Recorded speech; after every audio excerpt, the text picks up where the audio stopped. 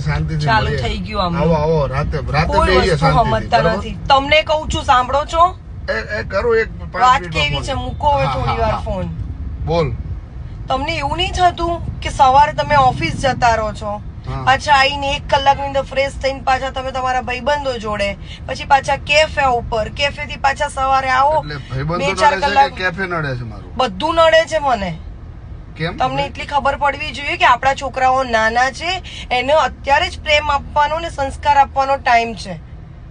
અચ્છા, તો તમે આ સમયે તમારા ભાઈબંધો તમને દેખાય છે, તમને કેફે દેખાય છે, નથી મારું તો તમે વિચારતા જ નથી. તારું એટલે તને રાતે હું મોડે સુધી તું જાગે છે ને હું તને રાતે આઈને જગાડું છું એટલા માટે નહીં બિમલ, તમે રાત્રે આઈને જગાડો છો ને તો હું બાયણા ખોલવા માટે ઉભી થઉં છું, પ્લસ તમારી સાથે હું તમને હારોહાર સપોર્ટ બી કરતી હોઉં છું. હું તો એમાં થોડો ના નથી વિચાર પડતો, કરવો એમાં જોઈએ. હું ના નથી પડતો, તારો ધન્યવાદ જ માનું છું કે તું મારા ધંધામાં સપોર્ટ મન કરે છે, પણ ભાઈબંધોનું તું કે છે રાતે બેસવા જવાનું, તો હા એક ભૂલ છે કે ખોટા ગપાટા મારવા જઉં છું, જે હું નહીં જઉં, પણ અત્યારે તો ધંધો જે સેટ કર્યો છે એની માટે તો કરીએ જ છે.